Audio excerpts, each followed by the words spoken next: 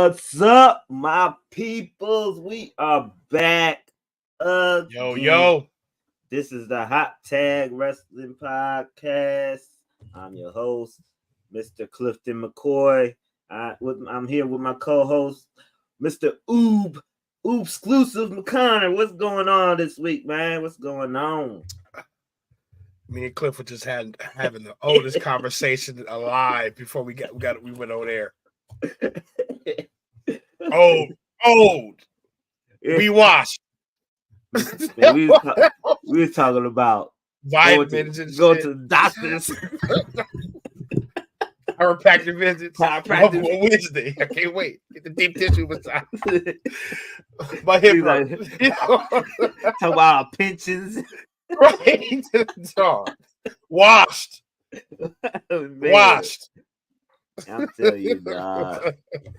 What's good, everybody, man? Hey, Elimination Chamber. It's been a light week in news.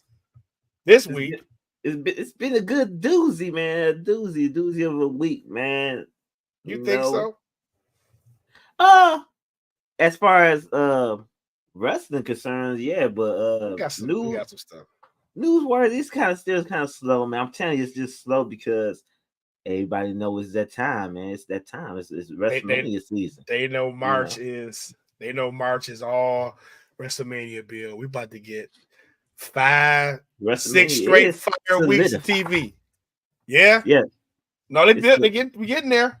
The main events are solidified. You can say that we got one more main event. It's gonna be a 3 main event WrestleMania this year. So it's gonna be tight. You got. Oh yeah, you can save it later. You gonna say that for the who you talking about, the tag team match? That's a main event. Anything with the Rocket with it in it, it's a main event. I think. You don't think so? Yeah, we'll talk. Anyway, man. What's good, everybody in the chat? What's good? I'm kind of excited for next season for the Lions, man. The NFL gave us $20 extra $1 billion. Yeah. All the top free agents. Right. Following the team on Twitter and shit. Right. The Lions are top destination now because all the players out there say, like, damn, you either going to Kansas City, one of them top 4 teams, but they look at that Lions team like, damn, if I was there, that wouldn't happen. Right. Especially the cornerbacks. We getting a Xavier Howard, bro. Hey. We getting Xavier Howard, I'm telling you. I wouldn't mind we trade for Ramsey. Let's get Ramsey. Hey, listen, let's get them both. We got he for dangling the salary cap. We got some money to spend. Chris Jones with the Kansas City Chiefs would have come over. He the best interior defensive lineman in the league. That's all we need next to Lee McNeil. And then we throw somebody on the other side of Hutch. Man, come on, man. We got to get back. Bring on an old veteran. Let's get Khalil Mack. They was talking about that. I think the players, they willing to take the cuts now, Cliff. Back in the day, the Lions got players. We had to overpay the older players. That's the only way out of the league. They used to have a name. But now, these names and these veterans that still got what we need to get the Super Bowl, man, they'll take a pay cut. They'll take a pay cut to come here. Right. Shit. Man, Lions looking nice. We're gonna be. I'm gonna say we already looking nice, but we're gonna be even better if we sign some of these key free agencies and hit on the draft. Listen, bro. You know Brad pulling 3 out the draft off rip. Right. Brad drafting 3 that's gonna start off rip. He might get the sleeper receiver out the draft. I got to do some more reconnaissance on that though. We'll see, man, but it's gonna be a lot of betting on the Lions this year, dog. It's looking really, really good. America's team. Let's get Mike Evans too. Can we make that happen? Jesus Christ! Don't let him go. Don't let him go to Pat Mahomes like they're rumored to be. I hope not. That shit. I don't want them to I don't want the Kansas City Chiefs to win the championship. I'm tired. I'm tired of them people, though. I'm tired of that team. They trying to go for Pete. I was never tired of the Patriots. Tom Brady, Michigan guy. Yeah, I was tired of them. Everybody was tired of them, but they were just so good. They were just good on a different level. And they won in 2 different decades, though. Like, remember, he was one early, then they gave a break, and then everybody else won, and then he came back winning again. Yeah. So let's get into it, though. Let's get into it, man. Last week, man, former NXT WWE wrestler Velveteen Dream, also known as Patrick Clark, returned to wrestling after so much drama what happened when a few years back about his situation with texting new pics to fan or whatsoever. He wasn't never arrested for it. Excuse me. That's what happened. I thought it was an inappropriate conversation. Inappropriate contact. Not nude picture. Just inappropriate contact with was it a minor or whatsoever? But it wasn't true.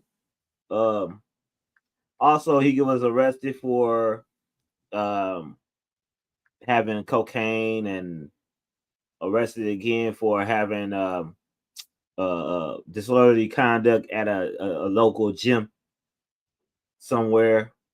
But the thing that got him backlash with fans was the inappropriate contact, texting back and forth with a minor male, which was it really true? He was texting back and forth, but having lewd comments and stuff like that, being a pedophile, wasn't true. So he returned to wrestling last week at a indie federation. I forget the name of the federation, and the fans were getting at him. You know how the world is right now. Once you get canceled, man, it's hard to come back from that. Hard to come back. What you think about Patrick Clark returning to the wrestling scene? Unfortunately, man, got to give it up. They not gonna let you live.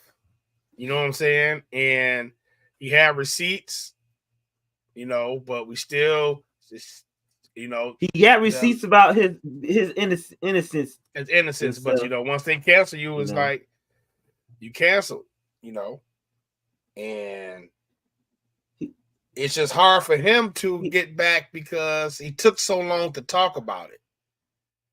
You know what I'm saying? Like, he waited 3 years, 4 years, about 3 years. Then he came out, did an apology to WWE, Triple H, and HBK. Then he just had a recent sit down interview with Chris Van Vliet.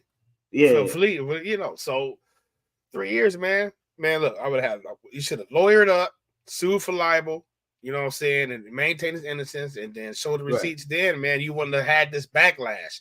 Now when the silence just made it look like you were super guilty. You know what I'm saying? That was in the gist of the Me Too movement, and I think he explained why he was silent. He didn't do anything. He didn't do anything to say anything. So he didn't feel like he had to prove himself back then. Right. He always thought the truth would come out, which it did. WWE even backed him and said they didn't find anything to justify the situation. So the cancel. How the cap. They canceling. They was trying to get Rock. They was trying to cancel Rock twice already. Right. You know what I'm saying? Calling somebody fat, and then the herpes comment. They like dog. They right. Man. So it's like you have people that's going to be super opinionated online, super opinionated in public, super opinionated at the shows. You know what I'm saying? They're going to try. They're always going to bring that up. You know what I'm saying? And he plays a sexually suggestive character. It's like, man, it's awkward. It's like, and man, he's black, so and black. It's like, man, I just think it's over with, man. I just think he'll never get that momentum here. Might have to go out of country, Puerto Rico, AAA, CMLL, or New Japan somewhere. I said, man, I think he could recover, man, because he is still, I don't know, he is still talented. Very talented. He's still young. Once people forget, I'm trying to figure out who came back after a lot of allegations and became successful. But I can't think of a person right now. It's not a lot. It's not a lot. Shit. It ain't a lot. I think if he was more successful in wrestling, people will forget.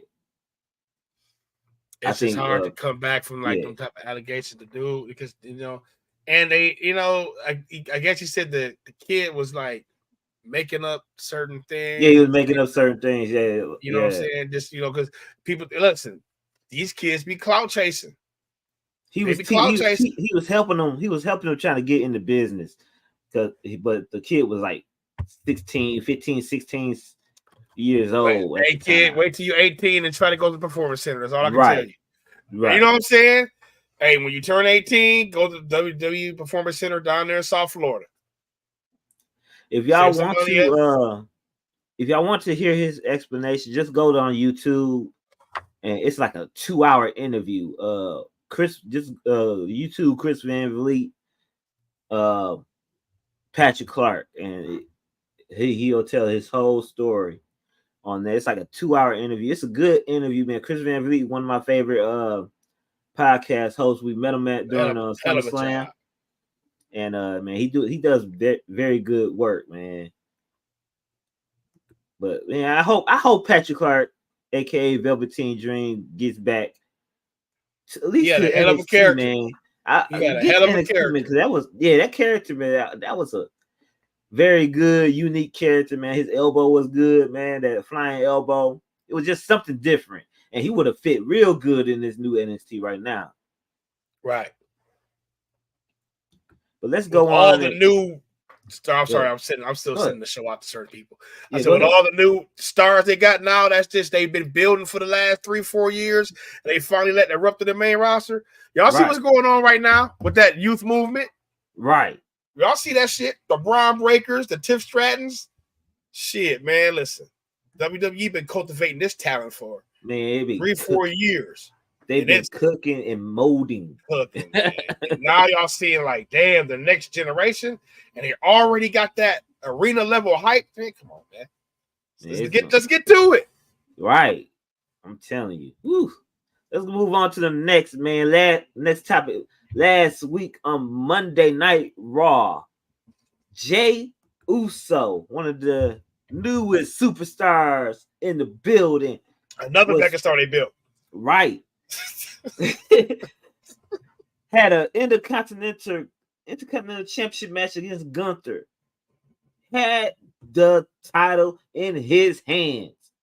And all you hear is bing, bing, bing, bing, bing, bing, bing, bing, bing, bing. Who is this man in this hoodie? Who is this man in this hoodie? What do you know? It's his twin brother, Jimmy Uso.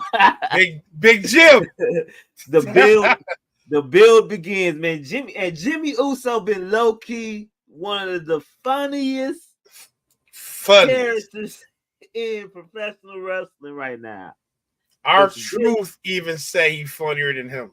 Right, man. He be trying to get his boys. He be about to crack Roman every segment, dog. Right. Man, with Jimmy Uso, they started the build with Jey Uso, man. This finally began. They've been holding it back for months right now, and it's going on, man. WrestleMania 40, Jimmy versus Jey. It's gonna be like a Bret Hart versus Owen Hart situation, man. What you think about this match, man? Are you looking forward to this match? Is it gonna Hell be yeah, good? looking forward to it. Did you see that graphic they had? All the brothers versus brothers matches at WrestleMania. No, I didn't see it. It was WrestleMania. It was, and it's 15 years apart to the date. It was WrestleMania 10, WrestleMania 25, now WrestleMania 40. Who they had? The Hardy brothers, the Hardys, and then the Usos. Okay. You know, and then Jimmy had the backstage segment like, bro, you ain't winning nothing.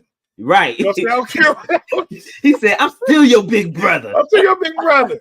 You know what I'm saying? So like, he about to make his life a living hell, bro. And then Jay finally overcoming this big bro. They gotta let Jimmy win the preview. You know what I'm saying? To make this work. For Jay to have that payoff. Or shit, if he wants super heat, have Jimmy win, which I doubt. You know what I'm saying? But this is gonna push Jay to that next level. Because Jay is, man, I'm telling you, they cultivated Jay for 3 to 4 years with this whole bloodline storyline, man. And now you're about to start overcoming to the eventual win against Roman Reigns. But you know what I'm saying? That shit dope, bro. Like, this is why WrestleMania 40 is about to be like really the best shit of all time, bro. The biggest WrestleMania of all time. The best. I agree, man. Jimmy versus Jay, man. Hot feud. It's the blood. It'll be a hot feud. I want it to be a little bit hotter, man. I want Jimmy to do a little bit more. Man, what you think Solo gonna have to do with this too? Because he got to be involved with it too, man. They all brothers. So I think Solo gonna have to pick a side, but I think The Rock about to start really bringing more and more family members on board, and it's gonna be more like a Civil War type. You know what I'm saying? I think The Rock gonna have his own brother. Because didn't who from New Japan? I was just about to say is it Tonga? What's his name? Tonga. Yeah, he had his last match last week too. And is he part of the bloodline too, right? Yeah, I think he got some relation. If I'm chat, let me know about that.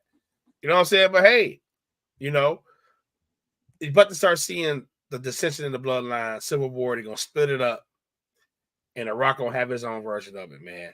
But Solo gonna have to pick a side soon. You know. Yeah, man. I want to know how Solo gonna what side Solo gonna be on, Jimmy or Jay. He he might break out on his own. Solo might say fuck all y'all. Right. Go Solo. Because he's been just numb to everybody. He don't show no emotion towards Roman or Jimmy. Nobody. He's sent by the ancestors. So like, I don't know. Did you say this or I heard somebody say that Rikishi gonna show up soon. You know what I'm saying? Like, we're gonna start seeing the elders show up soon, not a rocker. They're gonna make that shit big, man. I heard on a recent interview, not a recent interview, I don't know how old it was, but Rikishi said he didn't want to be involved in the bloodline storyline at all. So you gotta have the elders there in some type of way, especially if the Rock and Roman do tribal combat. You know what I'm saying? So Rikishi, he was supposed to be there before, but I think one of the other uncles got sick and he couldn't make it. So he could be. You mean to tell he could be still cousin? You mean to tell me, Cliff, he gonna pass up an appearance to be at WrestleMania 40 when his son's in there just having a crazy ass blood match? Like WWE might let them do the blood. They gonna show him crying somewhere, bro. Or just like, come on, y'all, stop. Let me tell you, bro, they're not about to pass up no emotional moment like that, bro. He ain't Rikishi show ain't. So, man, come on, Cliff. This about to be crazy, bro. And Rikishi might be involved. Matter of fact, Stradamus, Rikishi gonna be at WrestleMania 40 somehow, somewhere, or during this build. Well, we'll see. Emotion. It's the emotional match right here. You know what?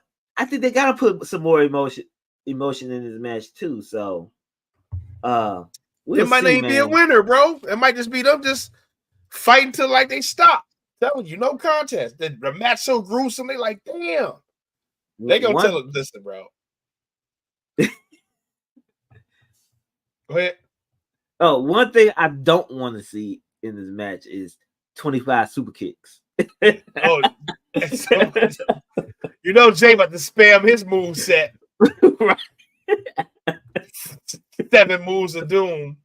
Right. He do his old tag team sequence. He slap and do a hot tag sequence every time, right. Bro. He wrestle like he's a tag team, man. Yeah, he hype. But y'all be seeing that shit. Y'all know that shit's kind of trash. But right. I think they gonna pull something. They gonna pull something out. This one. Hey, he be hitting X. He do, bro. He just super kicks. Now he's spamming the spears. Right. He's doing 4 or 5 spears a match. Like, man, come on, man. But man, that him Jay versus Gunther was pretty good, man. He was pretty good. Gunther is 17 for 17 in big matches, man. Having good 4.5, 5-star matches. Yeah, for real. He never have a bad match. Never. And he just do regular moves. He just the psychology of it. Like I'm just trying to kill your ass. Some people see he ain't even got it. That's what I'm saying. It's the best WrestleMania ever.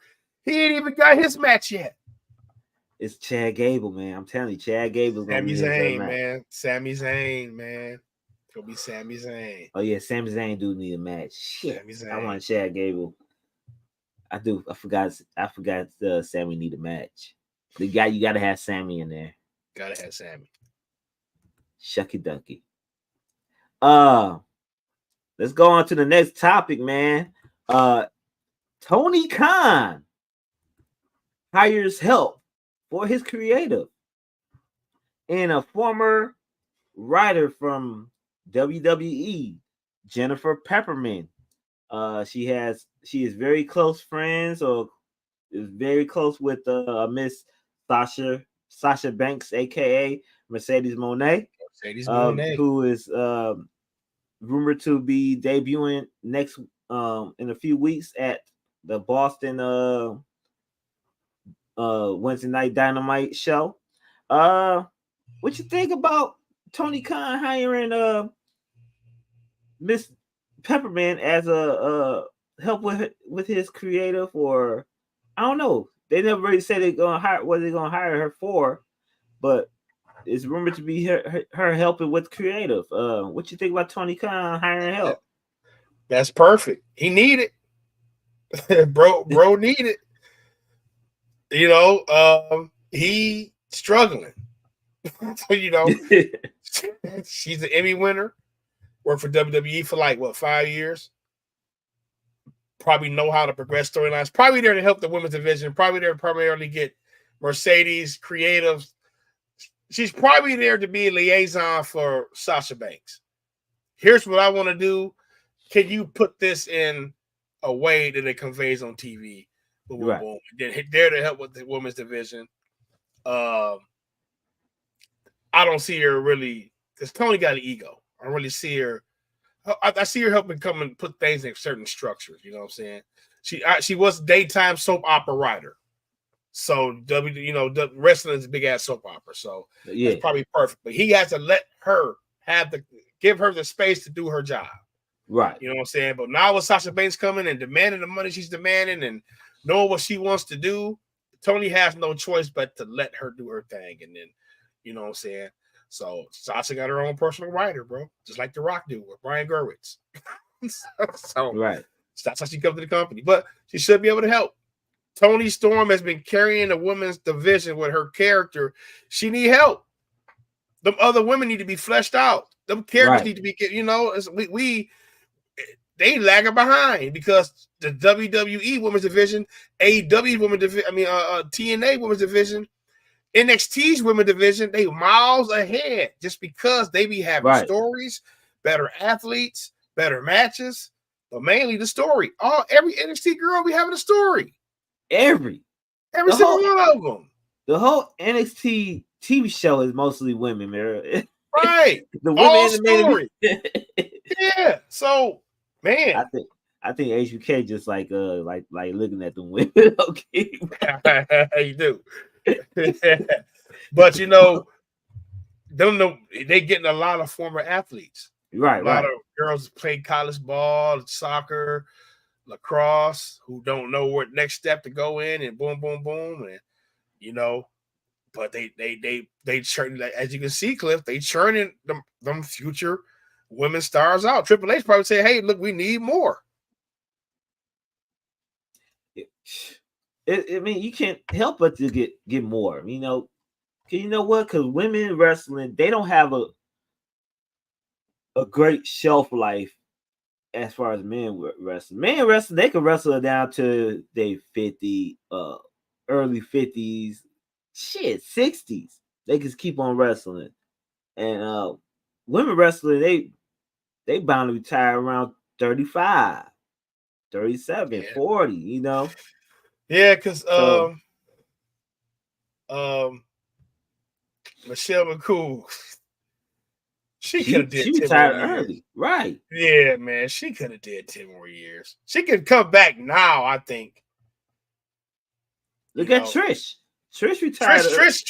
She Trish come is back still. here and there, but Hey, her last match there was a banger.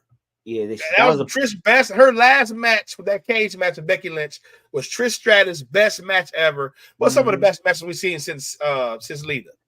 That was a proven match right there. That was her. Thank you, Trish. Thank you, Right. Trish. But Jennifer Peppermint, anything to help Tony Khan and to flesh out stories, develop more stories, and develop characters is a plus in AEW, because that's what AEW is lacking.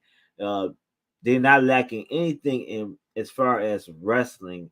They lacking in stories to develop and give you that personal feel, that emotion in every match, instead of just watching a match and just saying, "Oh, that was a great match."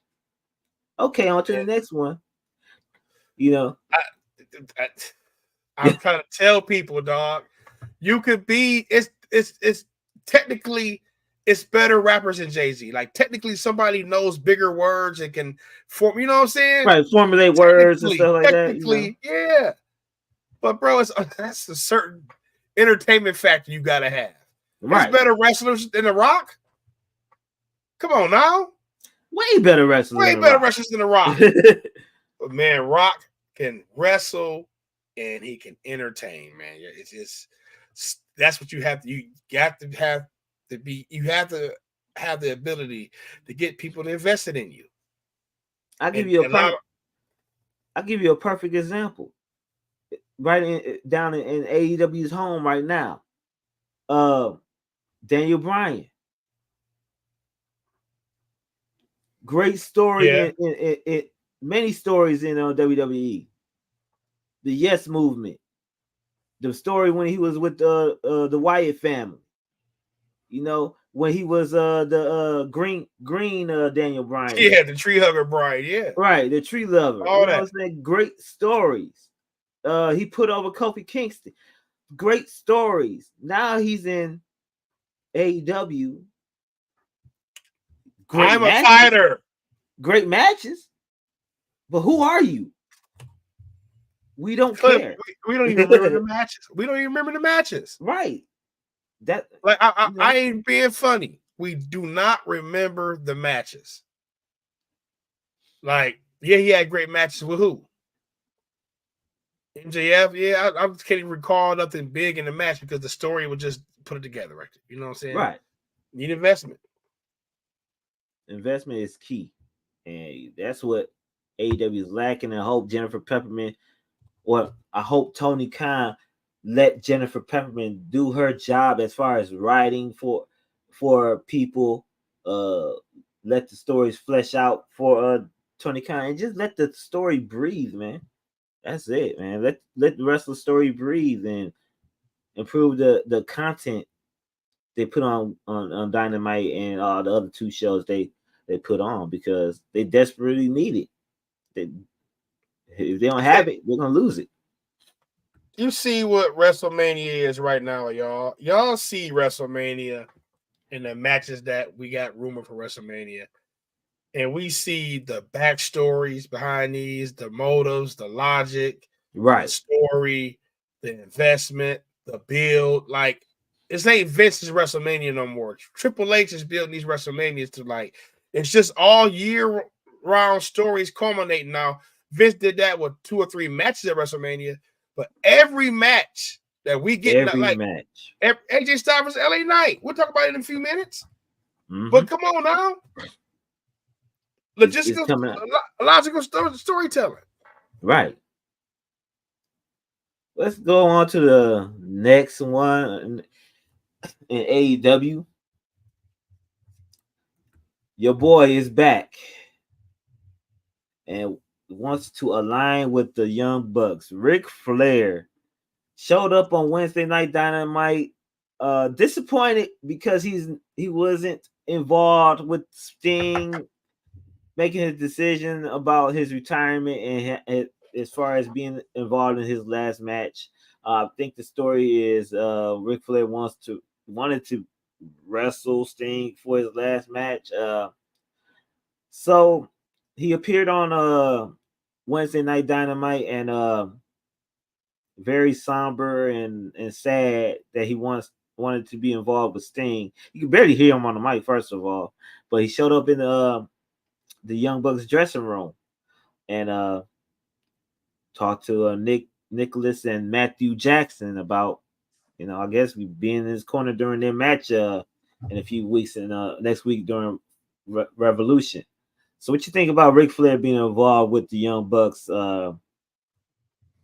in this tag team title situation in AEW? I thought, let me be real. I thought he was shooting at first. he was mumbling. Yeah, I was like, hold on. I was like, damn, they must can't take the camera out of his face. You know what I'm saying? Or cut him off. Because he was like, yeah, I thought I was gonna be more involved with Sting in his retirement. I ain't been here 4 weeks. And you know what I'm saying? You like, damn, okay. So, like, is he going off the script? And then I just see him. Hey, listen, the Young Bucks right now, they're my guys. I can't even front on you. They're my guys. I watch Dynamite to see what they gonna do, bro. That's what we talking about. But that's them leaning into something that, one, you know what I'm saying, they should have did a long time ago. Should have did a long time ago. Should have did that a long time ago. You would have had CM Punk still there. You could have had it work, you know what I'm saying? Right. You would have been still up there. But I think they win the tag team titles and Ric Flair become their manager, man. I think they become the dirtiest players in the game. Like they doing it, man. And I think like it's a perfect matchup. I think it's a perfect thing for them. And I for one don't want Sting losing the titles, losing his last match. But you got to put people over when you leave, and you just won the tag team titles, bro. You damn near undefeated since you got here. He is. And, right, and the titles need to be on somebody like the Bucks, so one of the younger teams can get that rub for beating the Bucks down the line, and in that tyranny that the Bucks is bringing to the roster right now. So right. I like the move, man. But it got me at first. I thought it was a shoot. So good shit, AEW. Y'all doing the Bucks always had good storylines. So that's why people pissed off. That's why the roster pissed off, dog. This is what we talked about though with AEW stories, man. Even though the story, I mean, this is probably one of their best stories they doing right now. Man, they have all great stories. They're letting the flesh out. They're letting the story be told on the screen. Then that give you extra advantage in the match where, you're going to get that viewership because we want to watch the match now. For sure. We don't care about the moves in the match. We really don't care about the moves in the match. We just want to know who's going to win and lose. That's it. I feel like this is why they pissed off over there, though. I feel like these dudes are the EVPs, and they always getting the screen time, and they always getting the good stories. This ain't the first good story. They had the Hangman Page story with the Kenny Omega Power Struggle, the Elite. You know what I'm saying? Which is probably one of the best tag matches of all time. You know what I'm saying? That match, for sure. You know, so I think people be pissed off about the Bucks about having that. That's why you could do this and put somebody over. Get the belts, just run rough shit over the roster with your tyrannical ways, and to have one of these young teams come up and beat them and actually push the damn team this time. Y'all had the Acclaim win after that hot ass run they had, and they just doused them off. Now they bang bang scissor gang with a pissed off Jay White. I think AEW realized. I think because that's why you seeing this kind of a reset. I'm actually thinking they're going to get rid of the ranking system again because they haven't brought it back up in a while. At least I don't think so. At least I ain't hear it, but I think they have to have the Young Bucks. They have to have Sting and Darby. The CEO, the CEOs, whatever they call the executive, whatever. They have to have the good storylines because they're the main people. They're the stars. Young Bucks, Kenny Omega, Cody at the time. They had to have the main stories because they was the main characters, the stars. Yeah, but you had to have them have the big stories and have them pass the torch, or you know what I'm saying. Now the Bucks was doing a good job at first. They was doing that sly ass, I'm gonna let two teams beat us. But you see when the main tag team matches was, Cliff. Come on, man. The AEW top 5 tag team matches all time. They in 4 of them. They was letting teams like the Private Party beat them. Yeah. Stuff. You know, that's what you gotta do. Like when now you suffering from not doing that enough. Now you suffering without proper build up with these teams or anything like that. Them beating the Young Bucks is shit. It's stupid. It's nothing. They didn't have no proper build up with the Private Party. They didn't have proper build up when even when FTR Private Party beat them in the tournament. When they first got there, it was a tag team title tournament. Private Party beat them in the first round. So they didn't even do the tournament. So that was like, okay, the Bucks.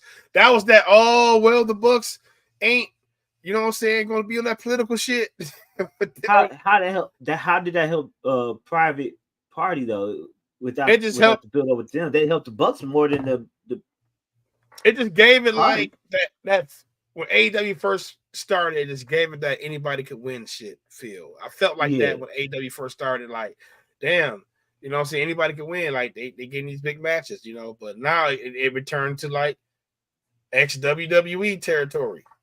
You know, all the ex-WWE guys or the main people get the TV time and stuff.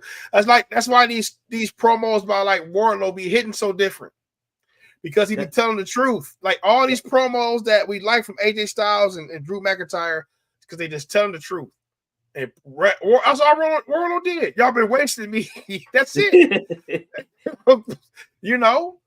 And I'm homegrown. I was here day one. Right. That promo was good about Wardlow. Because it was true.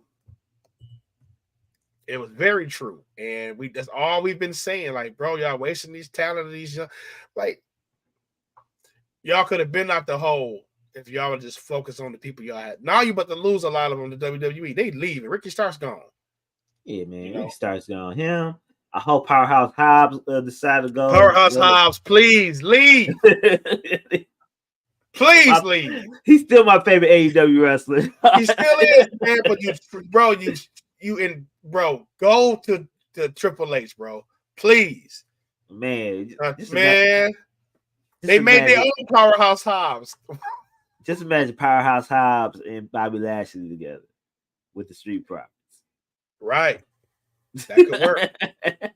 Or him against them. Then Powerhouse Hobbs turn on Bobby Lashley. Oh no!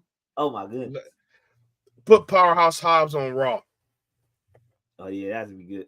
Powerhouse Hobbs on Raw. Powerhouse versus Drew. They got SmackDown mid card is too stacked. Put them over there on Raw. Let Raw get that mid card up over there. Man. SmackDown is stacked. But I'm still looking forward to this Young Bucks. That's all I'm tuning in for this pay-per-view. Young Bucks versus Sting and Darby Allin. I just want to see how this match is gonna go. So far, Sting been having good matches. I don't want it to be in a tornado match though. It is. I hate the fact that's how you protect Sting. That's how you protect Sting. That's how you protect Sting in a tornado match. Yeah. Mm-hmm. Sting can do his. That's all Sting do is punch, and a stunt. I'm gonna splash you off, and here we go fight to the crowd. I'm gonna do some shit that I ain't supposed to be doing at 73 years old, or however so old Sting is. That tornado match played, man. It played is. Out. It is. Because every regular tag team match in AEW is a tornado match, you could say. So let's go on to the next topic, man. AEW is hampered with another injury. Adam Copeland, aka Edge, is injured right now. Adam Page is, I want to say, kayfabe injury because we don't really know. But the last match they had last week in that tag team match, he was telling the camera to get off him and stuff like that because they didn't want to get him injured. Say that he probably hurt his ankle, I'm hearing, or something like that. Jeff Hardy's got injured a couple weeks ago with the botch move by Sammy whatever. So he has a broken nose with a concussion. So what you think about these injuries right now? AEW is suffering with, and this injuries across the board. WWE have been hampered with big injuries also. We got the dreaded ACL injuries that's happening in NXT. With Shotzi injury with the ACL. She just had surgery. A couple few NXT females with the same injury with the ACL. Man, what you think about the injuries as a whole going around, man? How we can protect these wrestlers from being injured at this time right now?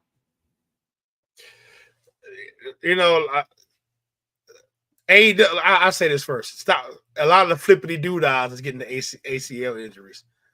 You know what I'm saying? Like, chill out with the flippity doodah and wrestling match. But I know some of that stuff happens just from wear and tear. You know what I'm saying? I will say this. AEW doesn't have the roster to have the injuries. They have an injury to the top stars on down. They don't have the capacity to have the type of injuries. WWE can lose a body or two or three or four because how deep their roster is and who the next man up is already over and ready to go.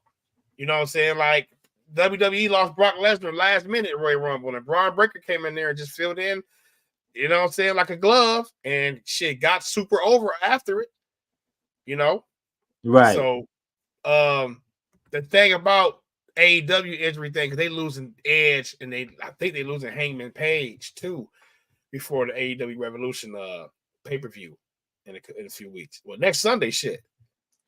You know what I'm saying? So if Adam Page is injured, what about the main event during Revolution? What's going to happen with that? It's going to be Swerve Joe. It's going to end up just being Swerve Joe, and then boom, we know Swerve ain't going to win the title. If they want to shock the world, they could pull the trigger, but I don't think they're going to let Swerve beat Joe right now. They don't want Joe to be a transitional champion unless Joe is injured, and Joe's been doing a lot of resting lately, just taking some time off. So you're losing like Adam Page in that, and you're losing Edge in the other title match. So now Daniel Garcia is facing Christian for the title. I think Edge injury is, I want to go the fuck home. Let me just what the fuck did I come here for? Look what they doing over there. You know what I'm saying? Like, these dudes, how you heard something a little bit, but you don't even want to be there, so it just exasperates. They're like, man, get me the fuck out of here, bro. I chipped the nail, man. Give me silicone, bro. My whole wrist, I broke my wrist. You know, so I think that's what Edge shit is like, bro. We ain't selling no pay-per-view tickets. I'm coming in arenas with fucking 1,500 people. So I'm not used to this no more. They blacking out the whole arena. AEW look like Smoky Mountain Wrestling, dog. They blacking out the whole arena. Like, I tweaked my ankle. You know, I can't do it. He probably got something in his contract to where first injury, our contract null and void, I get to go the fuck home. Man. But, bro, about to ride his injury out for a minute. But yeah, you lose some key people. I hope they're not really injured though, because they put up some investment inside with this triple threat match right now. And shoot, at this time, I want to see what's going to happen now. I want to see what the porn stash Adam Page going to do right now. So this I don't know if it was an injury for him or he said it was personal reasons. So his is up in the air too. It was either personal reasons for him, but he probably not going to wrestle next Sunday. So let's move on to the next topic, man. The big final pay-per-view before WrestleMania happened in Perth, Australia. Early Saturday morning, the Elimination Chamber. I thought the Elimination Chamber was a great pay-per-view. Predictable, but great as far as matches, storyline progression. Great wrestling. It didn't disappoint. Your thoughts on the pay-per-view or PLE overall? What's your thoughts about that? Overall, I think it was good. I think it needs to have a little more oomph next year. It was predictable this year, y'all. Listen, we knew Drew was going to win that Soul Raw competitor. We know Drew and Seth. You know, CM Punk injury had to do a little audible. We knew, and Drew just been on fire, man. So anybody who should win that title is Drew. Drew been on fire. We know WWE was going for the Becky and Rhea match. You know, there's no doubt in my mind that they was going for that. So the two chamber matches was a little predictable. So I thought we was going to get something unpredictable on the show that was just crazy. I just felt like it ain't leaving us talking like we usually do. But right. I know we got some, you know, a few weeks of WrestleMania build coming up, a good month. But I felt like something big should have happened yesterday, like a Rock and Roman sneak attack on Cody and Seth, or something crazy, man. I didn't feel like we got that. We didn't feel like the crazy part about it. I think AJ Styles coming in with that chair. Yeah, it was the crazy part, but you know, it was some great wrestling in it. It was. It was great wrestling. It's great wrestling yesterday. Love the ovation Indy Hartwell got on the pre-show. You know, I just like seeing people go to their home country, man. That be dreams to them. I just like seeing that going, you know. And the Grayson Waller show, Grayson Waller effect with Cody calling out The Rock. That was huge. But you know, people real quick, Seth just seemed like a side quest right now. Seth seemed like he just, man, I don't know. Seth seemed like a B player right now, man. I don't know what's wrong with Seth. He just seemed like a B player. All right, that's all. People been saying that, you know, all these WWE PLEs, the fans don't seem like they into it and stuff. I was like, people, you got to think about what the WWE PLEs and the fans are there. They are in an open air stadium, so we're not gonna on TV. It seems like it's, you know, it's boring and stuff like that, but they're at Perth, Australia, they going crazy. Yeah. They're in an open air stadium. 50,000-60,000 people. They going crazy there. So the crowd was pumped. I could tell that was hype. You could tell, right. Yeah. I liked it. Listen, Tyler Bate and Pete Dunne got a nice ovation. That match was hot. Right. So let's go down the match. The matches, man. Let's give a grade for these matches too. We have the pre-show match. Did you watch the pre-show? Yeah. Okay. The pre-show match, the Kabuki Warriors versus Candice LeRae and Indy Hartwell, homegrown Indy Hartwell from, I don't know the city, but from Australia. What you think about that match, man? I thought it was a pretty good match. We knew the Kabuki Warriors gonna win. It was a surprise match. They didn't have this on schedule, I don't think. Well, we knew the Kabuki Warriors gonna win. Yeah, I think they announced it earlier in the week. Oh, okay.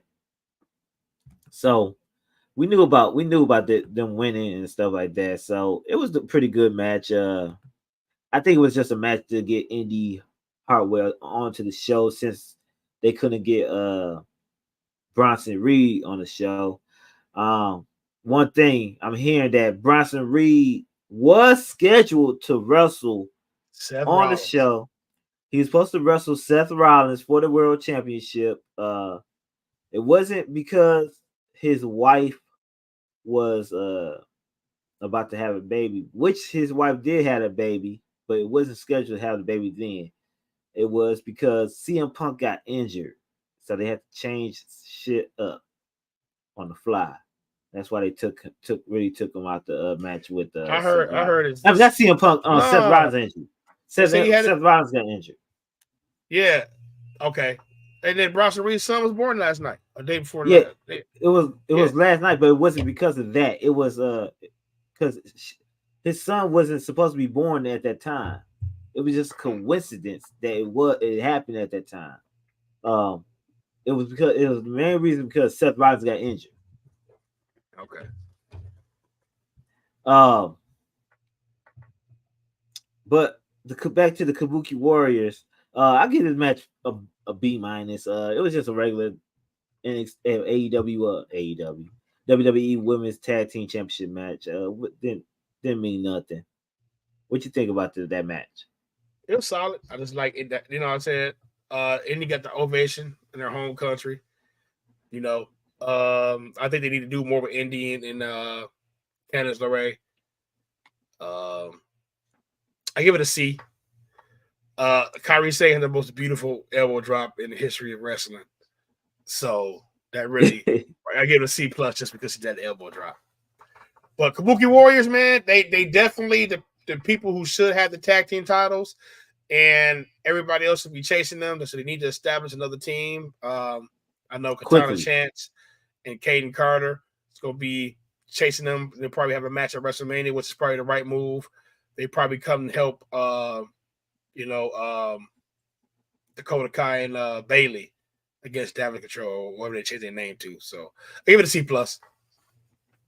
But Kabuki Warriors is the team that should be have the belts right now, y'all. They are the team that build the belts. So let's move on to the next match. This is not in the order.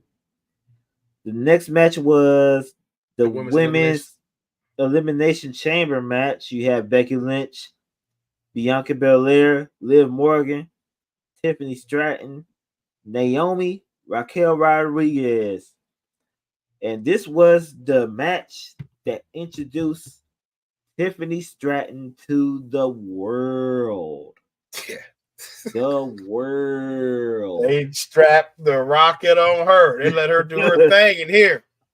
I think she was surprised that she was that much over in Australia. They love her, man. Like, wow. But she got to stay heel. Got to stay heel. Oh yeah. She's a bitch. I ain't caught disrespecting her either. Man, she is a B. And she played that shit crazy. And I think her and Charlotte gonna have some static when she get back. Man. But the match was good, Cliff. And I think they did the right things in the match to get the right things going. Predictable, though. You know, like we said earlier, predictable. It was predictable, man, but I thought all the women in the match Except Raquel Rodriguez. Yeah, except for Raquel Rodriguez, which she had a flare up with her skin, some type of skin disease or whatever she has that flares up on her skin. It flared up during that time in Perth, and it did. She didn't know that she was about to get to go to wrestle, but she toughened out. You can say she toughened out that day and So wrestled. did you know what? I commend her. Yeah, Obviously, something was wrong. Yeah, obviously something was wrong, so I commend her. But they should have did some type of injury angle and get her out of there. But I know they couldn't, so I commend her. It flared up. So I'm hoping that Raquel, they find something for Raquel to get that stuff cured or what. I don't know what's going on with the. It's called cell something. I can't think of it right now. If anybody know, just post it up in there.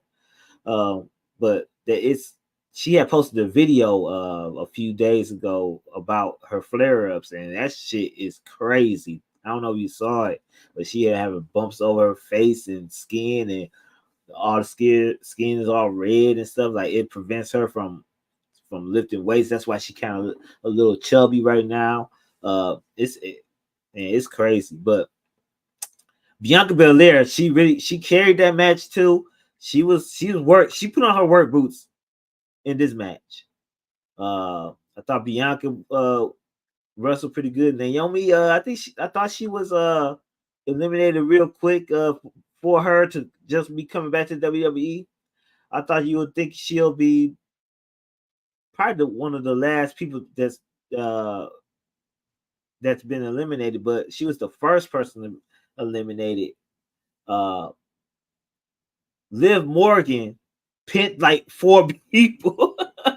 they really letting Liv, do her thing. They really letting Liv do her thing, man. They won't live.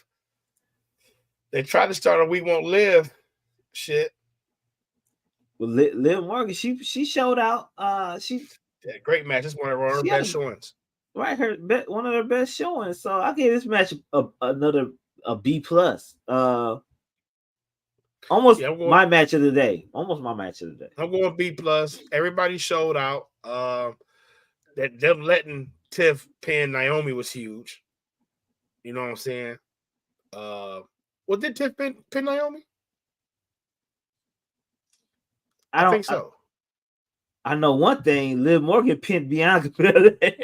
Yeah, she rolled her up, but then got smacked with that. Right. Shit. Tiffany Stratton did a dive off the cave. Beautiful. But man, if she was another 2 inches away, she was about to crack her skull, dog. I promise you. You know what I'm saying? She was another 2 inches away. She would have cracked. I think Raquel Rodriguez was back too far away. Yeah. Everybody else came up behind her. Man, she hit the dive, but man, she almost cleaned herself up. Right. So that dive would be beautiful, man. And the way they let her get out in the match, the reception she got yesterday, that's why I like the match. You start setting up the future stuff in the feuds in the match. You know what I'm saying? I don't know where Liv goes after this because she still wants a revenge against Rhea Ripley. You know what I'm saying? So does Liv cost Ripley the match, whatever? But the bigger match is going to be Becky and Rhea always. Right. Are they going to try to insert Liv into the match somehow, some way? Probably. Which I don't. Most likely. Yeah. Bianca Belair, we still got to see what we're going to do with her. Damn, she ain't got no match either. That's crazy. Yeah, and then Naomi's not coming back to not be on WrestleMania 40. So we have to figure out what we're going to do with her. And then Tiff Stratton, come on now. I think she earned a spot, to be honest with you. So is it going to be a multi-woman match somewhere, somehow, or a tag match or something? But I don't know where we... The Fabulous Moolah Battle Royal. Man, that's the only way you can put these people up there. All them people. Unless you're gonna hook up Naomi and Bianca to go against the Kabuki Warriors. That's what I'm saying. Who comes to Bailey's aid when they jump in Bailey? Right. As a tag team. Right. Do Bianca still got a problem with the Kabuki Warriors and Damage Control? And do Jade Cargill come help out? Do Bianca and Jade go against the Kabuki Warriors at WrestleMania? Something like that. We got some major players we got to place on the board here. Jade Cargill, right. Bianca Belair, Naomi, shit, Tiffany Stratton. That's 4 spots we got to fill, Cliff. They can't be left off. SmackDown women is stacked, boy. Stacked. Let's move on to the next one. You have Finn Balor and Damian Priest versus Pete Dunne and Tyler Bate. Their new name is the Catch Republic. The New Catch Republic. They had a great match. This match could have been, if they would have, Pete Dunne and Tyler Bate would have won the tag team championships, I wouldn't have been mad. I wouldn't be mad at all. It was a great match. Finn Balor did the what's his finishing move called? The coup de grace. He did the coup de grace so hard on Pete Dunne, no homo. I thought Pete Dunne broke his rib or something, but he took that shit. I'm like, God damn, no homo. But yeah, he took that shit. And probably took us shit. Right. They was battling. Tyler Bate was showing out, man. Like this, they love him. They love him, bro. And then now he getting over. Remember, it was crickets. Now it's crowd. And then now they know that signature spin he do. I don't know how he did that fucking spin, bro. And he did like a insecurity, and he did like a dive outside, bro. You ain't dizzy, right? Like, so they got over, man. They over. Tyler Bate over. Pete Dunne showing his healer's way, so we know a turn coming soon. Right. Once they get more great shit on the roster, bro. But that was a great tag team match, and WWE tag team division is real deep. Real deep. You know what I'm saying? And they really add more teams to it, establishing the tag division. We just got to somehow, some way get them belts off Finn Balor and Damian Priest. Now, I really expect them to be the next match at WrestleMania, but I don't know what we're doing with them either. So I guess we just shut up and wait. So you say great match. I'm giving this an A. You like Pete Dunne better as a brawling brute? I like Pete Dunne better now than he was as Butch. Right. I like him coming down as the bruiserweight. Not he wasn't clapping no hands yesterday. That's Tyler Bate. Right. I think he's more comfortable as Pete Dunne in his Pete Dunne the bruiserweight character than he was with the brawling brute and Butch. Yeah. I don't think he knew what to do when he's Butch, but I do miss Sheamus though. What the fuck is Sheamus at? All Elite Wrestling. Sheamus debut. Oh my God! It's Tom Shillelagh. This nigga be Shillelagh. That's one thing. Sheamus would not ever go to any other place but WWE. I think he's a loyalist, but I give this match a B, a solid B. Man, I'll give it an A. What? You give it an A? I only give my my match of the night an A. So.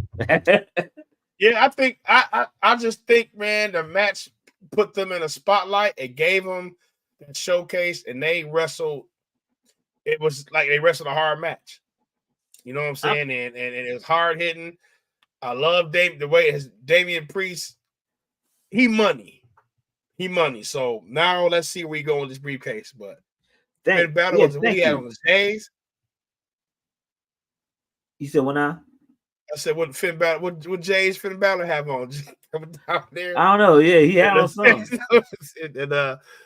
And then last night, Dominic got that real. There wasn't no piped in heat last night. There wasn't no piped in. You can't say that. He had that real heat last night. So I give it an A, man. That was perfect. That was perfect. That had to have him introduced. Right, and now listen, I'm a real big fan of Pete Dunne and Tyler Bate. This New Catch Republic, I'm very high on them. So shit. This is the new Triple H agenda is to establish these tag teams. You see, they got the Street Profits going against what's their team name? AOP. I can't think of the actual whole team name. AOP over there with the tag team, New Cash Republic. But it's rumored that The Miz and R-Truth is going against the Judgment Day for the tag team championships at WrestleMania. Clifford Diamonds, me, I already said that weeks ago. I said it weeks ago, but who's counting? But you're gonna see that at WrestleMania, and I think they're gonna be the new tag team champions, which may be perfect for them to put over a new up and coming team, kind of like the New Cash Republic, to get the tag team championship. So we'll see when WrestleMania. Got enough of 2 rosters. Yeah, you don't need unified titles no more. 2 different rosters, 2 different belts. Yeah, split them boys. Shit, it's time. Back up. Time, man. You got and let's give them some new titles. Let's give them some new tag team titles.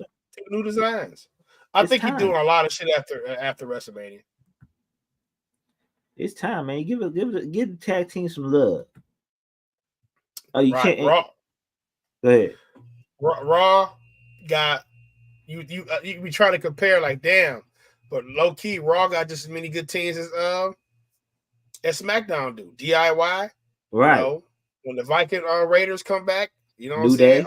Oh boy, kept them afloat and really put them much more over. New Day, the Imperium, right? I forgot about Imperium. Yeah, what they gonna do with WrestleMania? God dang, it's a lot of man. This WrestleMania card gonna be deep. Let's go on to the extra hour. Right. Let's go on to the next segment. You have the Grayson Waller effect that featured Cody Rhodes and Seth Rollins and Austin Theory. What you think about that segment? Cody Rhodes was going to say the reason why he let The Rock get his main event match against Roman Reigns, but he got interrupted by Austin Theory. So WWE know what they are doing about explaining that situation. They are letting the story flesh out within weeks and letting us tune in on Monday Night Raw. They let us tune in on Friday Night SmackDown to get these views. They know what they're doing about that shit. So let's calm down about we don't know why Cody gave Rock the story. Shit. What you think about this situation? It was man, I give it a C-. But I do like Cody calling out The Rock, so we're gonna get that Cody versus The Rock this year sometime, or we probably gonna get that tag team match. But it seemed like Seth Rollins is like a side player in this feud, man. He's just there to be there. I don't understand what I know that Cliff is like, man, bro, I don't know, man, get out of here, get out of their way, and get back to your own feud. Even though Drew be on his ass, get out the way. Well, he's the main player in his own feud. I think they separated him and Drew, but he's the B player in Seth Rollins and Cody and the Rock bloodline situation.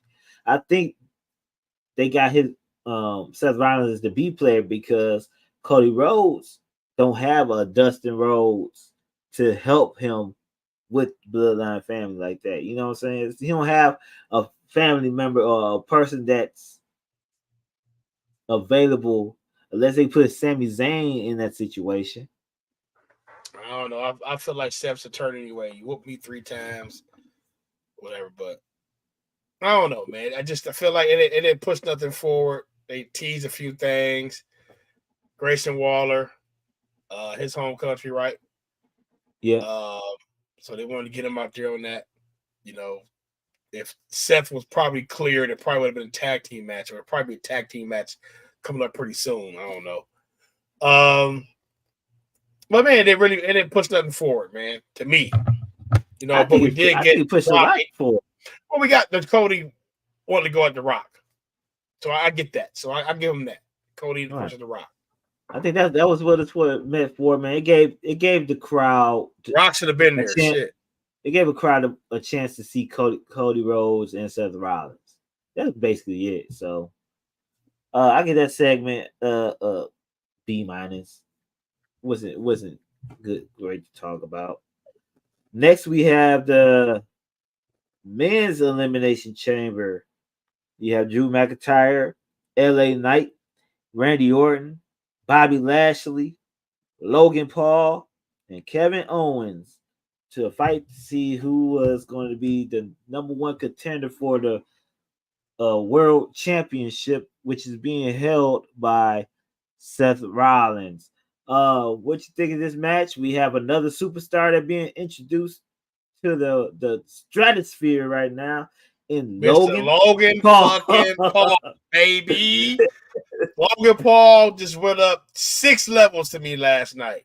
Selling his ass off, telling the story, taking bumps. He looked like he belonged there. Y'all don't understand the star power that was in that ring last night, and Logan Paul felt like he belonged. Right. Come on now. Bobby Lashley, Drew McIntyre, Kevin Owens, Randy Orton, LA Knight, who's probably the hottest dude in the roster right now, and Logan Paul felt like he was supposed to be there. Nobody felt like he was a snub. Outside of that, it'd have probably been like, you know what I'm saying, AJ Styles in there, who appeared anyways. Like, come on, man. He rubbing elbows with these legends. Rubbing elbows with all these, you know how many championships is divided in that room? Like, how many combined championships, world titles was in that Elimination Chamber last night? Man. Over 30. You know what I'm saying? So, bro looks the part, acts the part. Once he gets the mic work down a little bit more, he's probably the perfect actor. I think he got it perfect. I think he got the mic work down perfect now. He was doing them cheap shenanigan cliches at first, but now he really learned how to work that crowd better. I haven't seen nobody take to this shit like this since Kurt Angle, man, on this type of level. And somebody who's part-time and coming doing them type of bumps, boom. We got possibly a Randy Orton versus Logan Paul. That's why I look at our backgrounds today. I got Randy Orton looking right at Cliff Logan Paul because that shit is not about to be finished. He just cost Randy Orton his WrestleMania match. Right. And he felt like Randy caught him with one of the cleanest out of nowhere. Bro, Randy Logan Orton still got it, bro. So you got that match out of there. Kevin Owens was whooping his ass. Man, he was doing the pods. Yeah, bro. Great match last night. He took a spear through the pod. I just wanted to highlight Logan Paul, man. Even though everybody worked their ass off, Logan Paul was the MVP of that match last night. Took the bumps and has really pushed some shit forward. Now he really set up a good match with Randy Orton at WrestleMania, and I believe Randy Orton has never won the United States title. I gotta look into my history books on that. And that would be a good match for Mania, man, for Randy versus Logan versus going for the U.S. title. You know Logan gonna give you a good match. You know Randy gonna give you a good match, and Logan done probably put up that U.S. title, man, into the stratosphere, man. Right now. Even though he didn't wrestle that much, the fact that he comes in, give you great matches, give you great promos, man. Whoever's gonna be the next U.S. champion is gonna be up there anyway. Can fly, can mat wrestle, can strike. Some man, like, bro, got the look. Man, he knows. Hey, Kiva. He just got it. Right. He's got it, man. And last night just showed like he belonged. Like, if you that caliber of match, them caliber of people, come on. He just showed he belonged last night. AJ Styles versus LA Knight at WrestleMania. Sign me up. Sign me up. Then you have Drew McIntyre winning the whole thing. He will be going against Seth Rollins in the main event of night 1 of WrestleMania. think it's gonna be night one. Night one of WrestleMania, man. What you think that match is gonna be? And do you think Drew McIntyre will beat Seth Rollins? I think the cash in happens on that match. I think the cash in happens on that match. I don't think the cash in gonna happen. I think it, man. You don't got too much more time because he gotta have it in before May.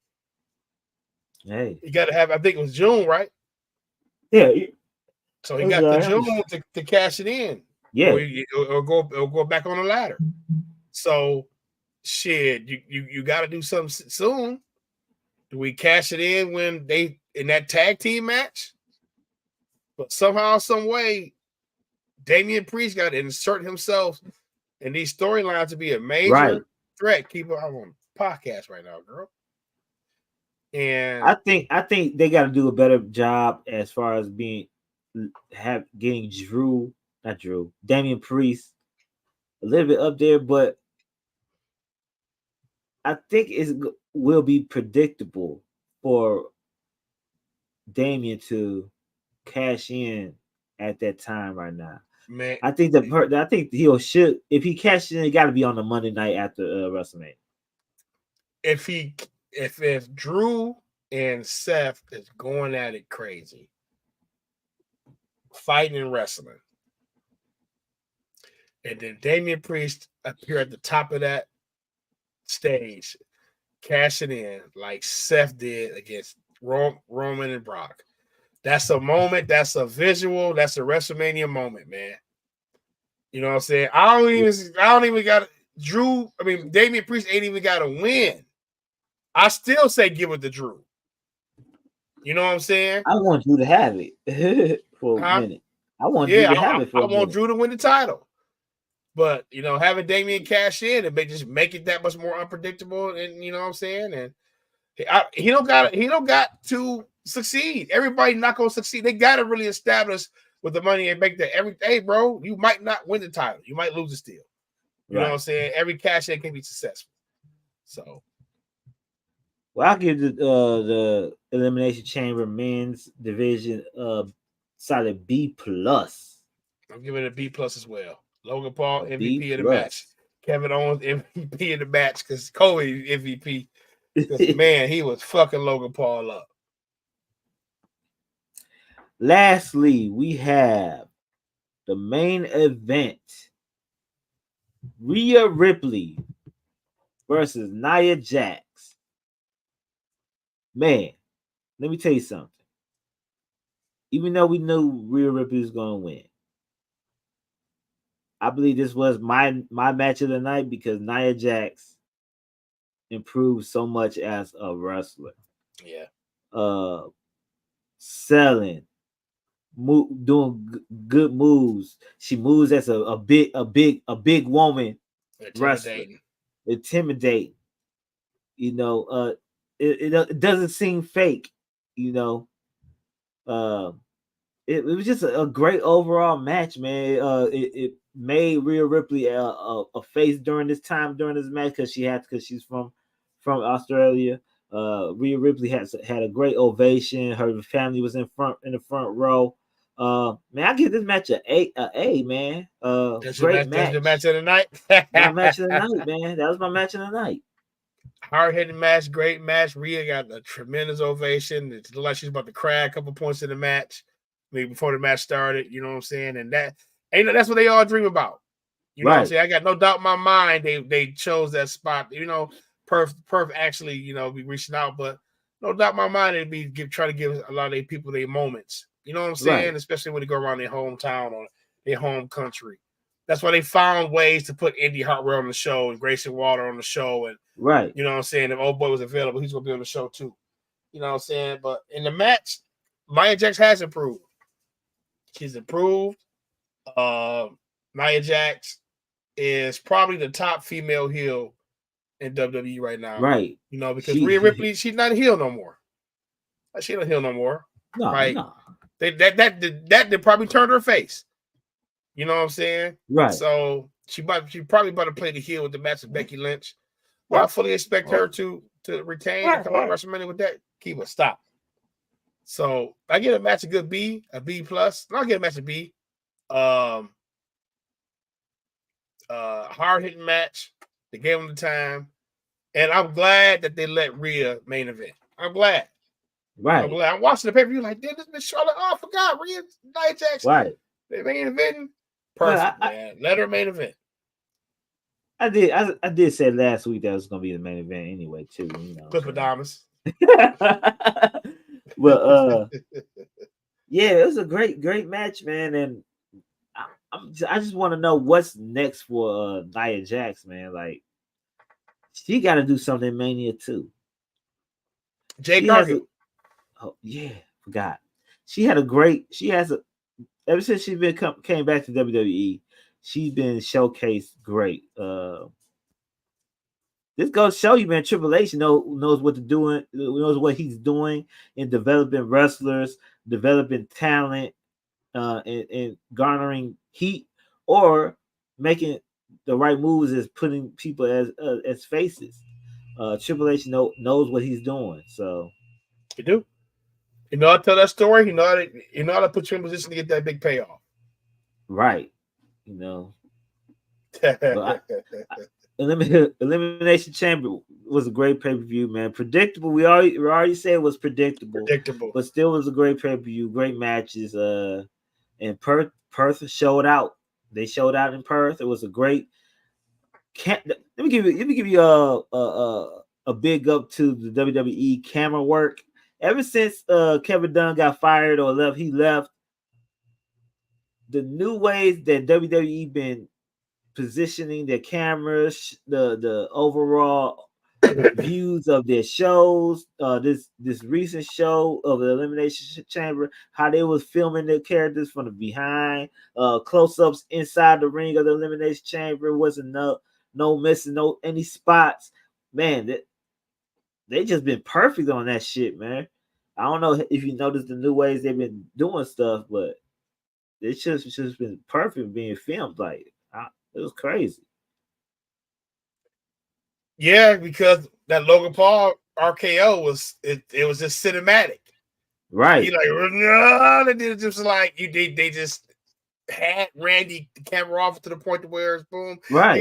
They got a more like a UFC Yeah. You know what I'm saying? Like the way and just Triple H was experiment with some of that shit down in NXT when he went to the bigger arenas and stuff, but the show's got a different, better feel to it now, especially doing the promos backstage.